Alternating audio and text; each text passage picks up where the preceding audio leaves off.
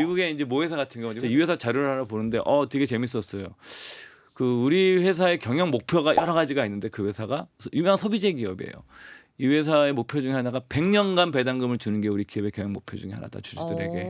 우리 100년 동안 돈 잘 벌고 싶어 그런 얘기네요. 예, 일종의 그런 거죠. 네. 그래서 그런 배당을 성장시켜 나가면서 그런 기업들은 주주 가치 문제라든가 아니면 이제 기업의 이익을 내가 같이 공유할 수 있다는 측면에서 굉장히 좋은 신호죠. 뭐 무리해서 하는 회사들은 문제가 있지만 듣다 보면 알걸요 하다 보면 늘걸요 재테크 비법을 매일 오전 11시 편하고 친근한 경제 파트너 박연미의 목돈 연구소. 오늘도 편의점에 물건 꽉 채웠습니다. 근데 그 물건 돈 되는 지식이죠. 박연미의 목돈연구소에만 있는 지식편의점 미래에셋증권 투자와 연금센터 이상권 전무 오셨습니다. 안녕하세요. 예, 반갑습니다. 자, 전무님 오늘 주제를 제가 봤는데요.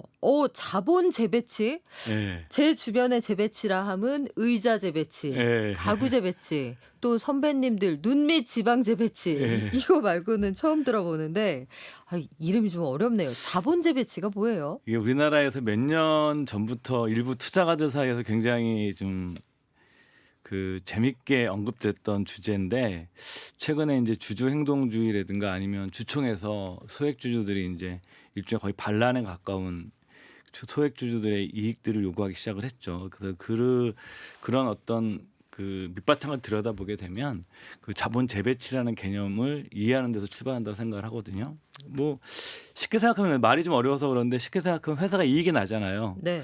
회사가 이익이 나면 이 돈을 어떻게 할 거냐에 관한 문제예요. 이 돈을 어떻게 배치할 거냐에 관한 문제예요. 그러면 크게 세 가지 방식으로 배치할 수 있어요. 회사 입장에서는. 그 이외의 방법은 없습니다. 첫 번째는 뭐냐면 회사가 성장을 위해서 투자하는 거예요. 근데 성장도 두 가지 방식이 있어요. 하나는 뭐냐면 우리가 전문 용어로는 유기적 성장이라고 합니다. 뭐 예를 들면 내 본업을 통한 성장이죠. 뭐 대형 할인점이다.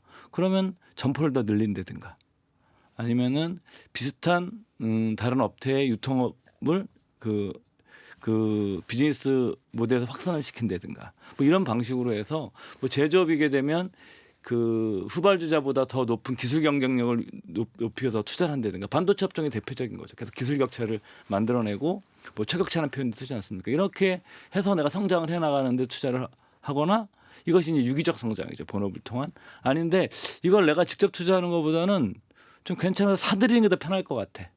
그래서 M&A를 통한 성장도 일종의 기업 성장의 중요한 공식이 되는 거죠. 그래서 성장을 위해서 내 유기적 성장을 하는데 투자할 거냐, 아니면 M&A 하는데 투자할 거냐. 이게 이제 성장 방정식에 관한 문제고, 두 번째가 이제 뭐냐면 생각해 보니까 이런 성장도 좋은데 기본 우리 주주들한테 어느 정도의 회사의 이익을 같이 나눠야 될 것 같아. 그래서 할 수 있는 방법은 두 가지죠. 배당금도 주고 자사주 소각을 하는 방법이 있는 거죠. 직접적으로 주주환을 높이는 방법. 세 번째가 지금 회사라는 게 언제 어떤 일이 생길지 모르니까 좀 현금도 좀 유보하고 있어야 되겠어. 그래서 우리는 뭐냐면 성장에 투자하거나 직접적인 주주 환원율을 높여주거나 아니면 사내 유보하거나 이 세 가지 방식으로 기본적으로 자본은 배치가 되는 거거든요. 그러니까 이 배치를 어떻게 해 나가느냐에 따라서 그 회사의 장기적인 이제 성장과 주주 가치가 결정이 되는 건데, 여기서 이제 최근에 우리나라에서 사람들이 이제 이런 자본 재배치를 문제 삼는 가장 큰 이유가 그런 거죠. 이게 자본 재배치를 하는데 우리 주주들의 이익은 없는 것 같아. 그렇다고 해서 저 회사가 딱히 뭐 성장을 위해서 투자도 많이 안 하고 현금은 잔뜩 싸들고 있고 자사주도 많이 가지고 있는 것 같은데 우리 주주 입장에서 도대체 저 회사가 자본을 효율적으로 운영하는 회사야? 그리고 우리 목숨 어떻게 되지? 이런 이제 의문점이 제기된 거죠. 이것을 우리가 ESG와 비교해서 얘기하면은 보통 ESG 그럼 많이 신경 쓰는 게 환경, 뭐 사회적 책임 얘기하지만 사실은 세 축을 이루는 가장 중요한 게 지배 구조거든요. 가버넌스거든요. 네. 기업이 주인이 누구고 기업이 발생한 그런 이익들을 어떻게 투자하고 나눌 것이냐에 대한 가버넌스 문제도 사실 우리가 ESG인데, 이것은 뭐냐면은 이 주식 투자자만 주로 관심을 갖고 있다 보니까 이 뭐 사회적 책임이나 환경에 대해서는 사람들이 의외로 그 중요성은 삼각 의자 중에 하나임에도 불구하고 네. 잘 많이 언급이 안 되는 거죠. 근데 그 ESG 핵심이 바로 자본 재배치인 거. 그러면 주주들 입장에서는 그 트라이앵글이 정삼각형은 아니군요. 그렇죠, 당연하죠. 각이 좀 다른 거예요. 올해 들어서 생각을 해보니까 진짜 행동주의 펀드라는 것도 그렇고 예, 유독 주총 시즌에 주주 서한도 많았습니다. 굉장히 많았었죠. 앞으로 이렇게 했으면 좋겠다. 예, 요거 예. 쌓아두지 말고 배당주 좀 팍팍 하고 예, 니들 적자인데 왜 장사 이렇게 하니 이런 의견들이 많았는데 예. 지금 이 시점에 자본의 재배치라는 건 왜 그렇게 중요합니까? 그 최근에 나오고 있는 것 중에 우리나라의 절대적인 저평가 주식들이 너무 많아서 그래요. 그러니까 뭐 우리가 흔히 저평가 여부를 얘기할 때 뭐 PER 주가 수익 비율이나 뭐 PBR 주가 순자산 비율. 그러니까 근데 대표적으로 우리가 이제 볼 수 있는 게 이런 저 PBR 주식이에요. 그러니까 PBR이라는 게 그 한 주당 가치예요. 이 회사가 가지고 있는 현금도 있을 거고 부동산도 있을 거고 이게 전체 갖고 있는 유형의 자산입니다. 여기서 우리가 뭐냐면 브랜드 가치, 요즘 많이 중시 여기는 무형자산도 빼고 네. 순수하게 대부분 유형으로만 계산된 이런 자산 가치가 보면은 그 뭐 PBR이 0.5다. 그러면 어떤 거냐면 주가가 내가 갖고 있는 자산의 절반에 거래되는 거예요. 말이 안 되는 거예요. 그러면 이제 주주 입장에서 어떤 생각이 드는 거냐면 야 자산의 반에 거래되면 말이 안 되지. 그러면 주주 입장에서는 베스트가 뭐냐, 최고가 뭐냐, 회사를 청산하는 거예요.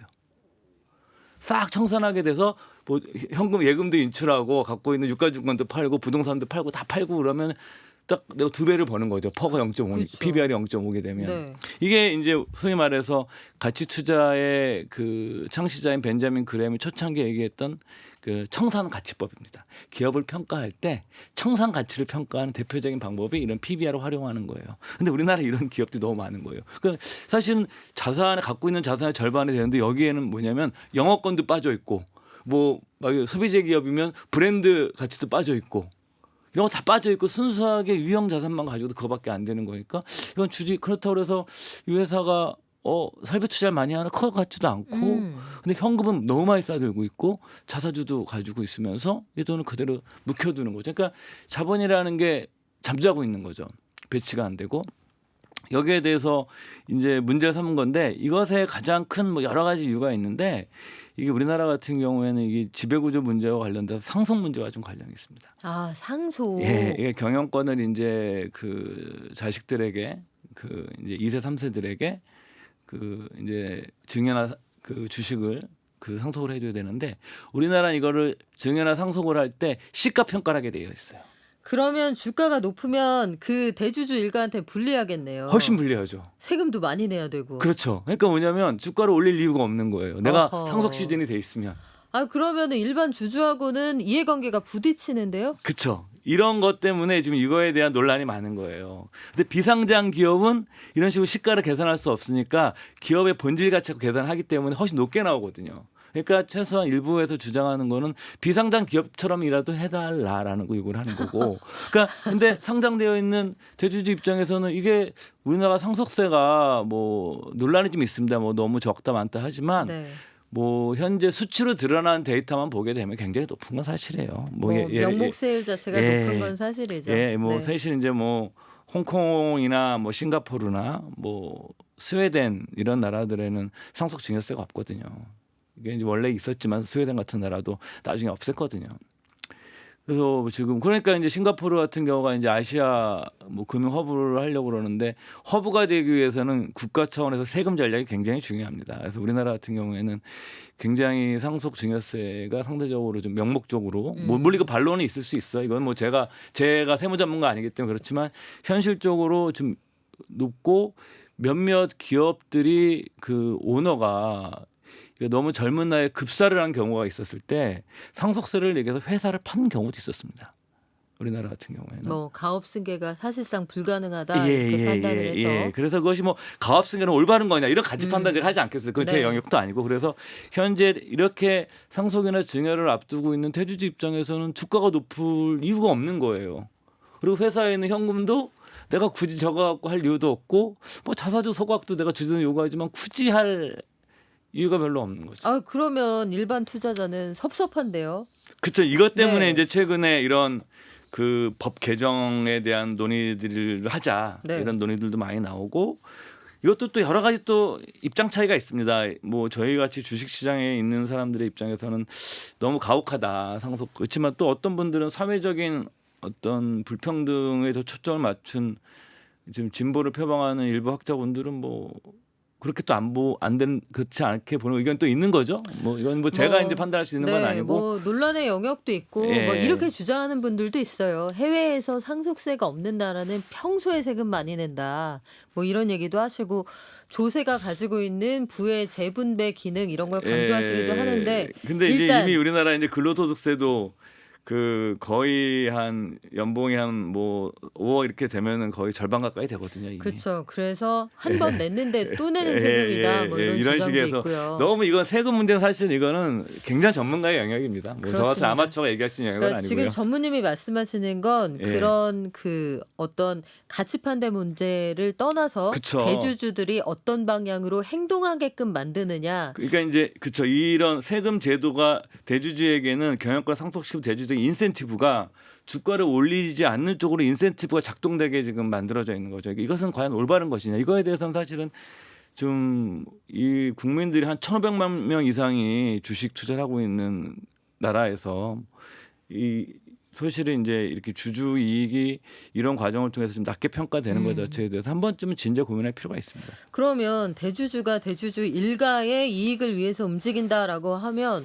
아니 일반 주주들도 주주들의 이익을 위해서 움직일 수 있잖아요. 그게 그쵸. 바로 우리가 이해하는 주주 행동주의일 텐데 예. 이 사람들이 대주주의 엉덩이를 치면서 이쪽으로 갔으면 좋겠어 하기 위해서 목소리를 높이고 있어요. 예. 이거는 어떤 의미가 있을까요? 이게 이제 직접적으로 주주 환원율을 높여라는 거. 주주 환원율이라는 것은 전체 벌어들이는 이익에서 직접적으로 주주에게 돌아가는 몫이에요. 첫 번째 배당이죠. 왜냐하면 현금을 받으니까 내가 이제 그 회사의 주주로서의 그 현금 흐름을 확보할 수 있는 그 권리를 갖게 되는 거고 또 하나가 자사주 소각이에요. 자사주 소각을 하게 되면 예를 들어서 주식이 100주가 있었는데 내가 한 2주를 가지고 있었어요. 근데 거기서 뭐 예를 들어서 2분의 1로 줄였다. 그러면은 내 2주지만 내 가치는 4주짜리가 되는 거예요. 네. 상대. 그러니까 나는 아무것도 하지 않아도 자사주 소각만으로도 내 가치가 올라가는 이런 효과가 있습니다. 그렇기 때문에 이 자사주 소각과 이 배당을 직접적인 주주 환원율로 계산하는 거예요. 우리나라가 굉장히 낮죠 이게. 뭐 대만보다도 낮고 뭐 중국보다도 현재 낮아요. 낮은 상태인데. 근데 이것이 그러면 무조건 일부 뭐 극단적인 주장하시는 분들 얘기들처럼 자사주 소각과 배당을 많이 하면 좋은 거냐? 그렇지는 않아요. 이게 이제 워렌 버핏이 이거에 대해서는 분명한 얘기를 했습니다. 회사의 성장, 그러니까 아까 말씀드렸던 유기적 성장과 M&A를 할 수 있는 여지가 있고 성장하기 때문에 굳이 배당을 많이 주고 자사주 소각을 굳이 할 필요가 없다라는 거예요. 왜냐하면 성장을 통해서 기업이 더 좋아지게 되면 어차피 주식은 주가라는 것은 최종적으로 이익과의 함수이기 때문에 네. 예? 훨씬 더 좋아지는 건데 근데 기업이 어떤 상황에서는 투자할 상황도 안 되고 지금 근데 현금도 좀 많이 이익도 많이 나오고 이런 경우로 자기 회사 주가가 좀 지나치게 저평가돼 있을 때는 자사주를 사서 소각하는 것이 맞다라고 얘기를 하는 겁니다. 그래서 뭐 버크셔 해더웨이 같은 경우에는 배당은 딱 한 번밖에 안 줬어요. 그것도 아주 조금. 그리고 버핏이 그때 내가 깜빡했다 쓸데없이 줬다 이런 얘기도 한 적이 있었고 그다음에 지속적으로 버크셔 같은 경우는 이제 배당 안 주고 계속 M&A를 하죠. 주식 투자를 하고 그리고 이제 가끔 틈틈이 주가가 좀 많이 빠지면 자사주 소각을 합니다. 많은 규모는 아니지만. 그러니까 버핏은 이런 식의 가이드라인을 제시한 거고 그렇다고 해서 만약에 일부 그 주주들의 주장처럼 무조건 배당과 자사주 많이 늘려라. 이것은 뭐냐면 장기적으로는 또 기업의 성장에 그 동력원을 뺏을 수도 있거든요. 그렇기 때문에 우리가 과연 이 기업이 현재 자본 개최하는 과정에서 네. 성장의 여지가 훨씬 많으냐 아니면은 성장의 여지는 좀 덜하고 지금 이제 산업 규모가 돈이 너무 많아서 자본이 효율화되지 않을 경우에는 이런 것들은 그 뭐 배당이나 이런 걸 통해서 주환을 높이는 이런 식의 이제 자본 재배치의 개념이 한국 사회에서도 이제 정착돼야 된다. 뭐 이런 논의들이 있는 거죠. 지금 버핏이 이야기하는 그런 원칙은 저는 그런 생각이 들더라고요. 이게 약간 금어기. 그러니까 지금 쭈꾸미 금어기예요. 쭈꾸미가 너무 애기일 때 잡아먹으면 그러니까 수율도 높지 않고 예. 나중에 쭈꾸미가 더 많은 쭈꾸미로 돌아오지 못하잖아요. 예. 너무 애기일 때는 좀 크게 둬. 그리고 예. 산란하고 다 크면 그때 먹으면 수율도 높고 뭐 좋지 않아? 뭐 이런 얘기로도 이해가 되는데 예, 이게 보면은 네. 우리나라는 너무 이제 이게 적어서 문제거든요. 주주 환원들이. 근데 미국 같은 경우에는 CEO들이 네. 이 주가로 평가받는 사람들이 많은 거예요. 그렇죠. 이게 그래서 연봉 1달러 이런 사람들이 결국은 주가로 평가를 예, 받아서 몸값을 그래서 올리죠. 가장 이제 주주 자본주의를 대표하는 국가다 보니까 문제가 있는 거예요. 이건 굉장히 비판을 많이 하는 건데 채권을 발행을 해요. 빚을 지는 거잖아요. 빚을 내서 자사주를 사서 소각하는 회사가 나오는 거예요. 주가 주지 그 CEO가 이제 자기가 주가를 올려야 연임이 되니까 사실 이거는 자본 재배치의 개념이 아니라 부채를 가지고 자사주 주주 환원을 하라고 그런 건 아니거든요.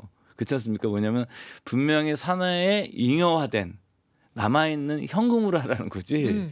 이거 남의 돈을 끌어다가 자사화까지 하라고 그러는 건 아니거든요. 근데 미국은 이제 일부 기업들이 그래가지고 이 바이든이 문제 삼았던 게 그런 거죠. 야, 니들 너무 쓸데없이 자사주 소각 많이 하니까 이것이 뭐 근로자한테도 좀 가고 사회에 환원이 돼야 되는데 그러니까 자사주 사는 돈에 대해서 세금 물릴래. 뭐 이런 식의 이제 아이디어까지 나온 거죠. 미국은 네. 우리와 좀 상황이 좀 반대죠. 예.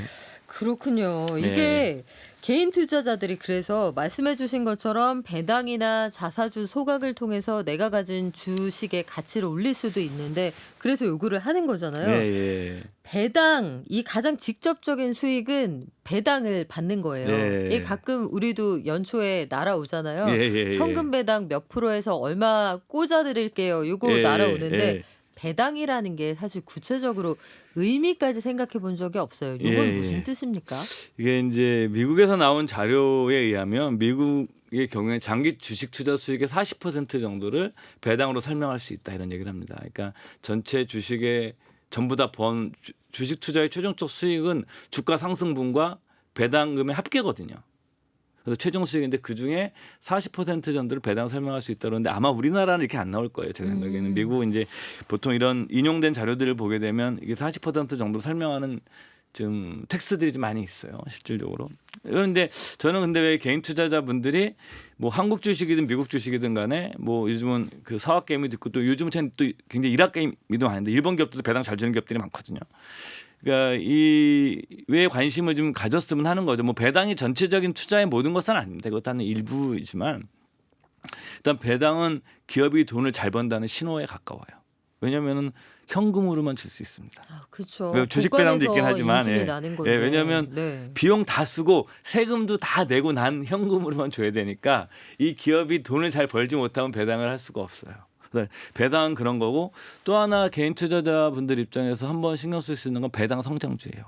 기업이 계속 배당금을 늘려가는 회사들이라고 그러면은 이익을 계속 못 내면 못 가요. 그리고 또 하나는 배당을 성장시킨다는 것은 그 기업이 주주들에 대해서도 우리가 환원을 하겠다는 의지가 또 있는 회사예요.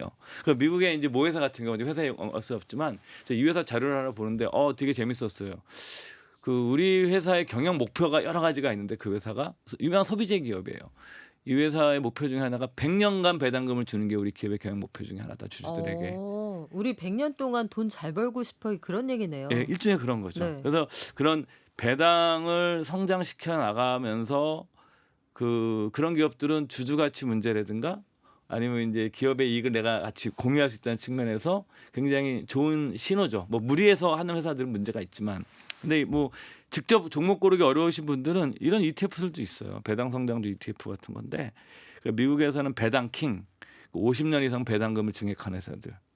그다음에 이제 배당 귀족주. 그러면 이제 그런 거로 만든 ETF가 있죠. 상장지수 펀드. 이게 25년간 배당금을 성장시키는 회사들.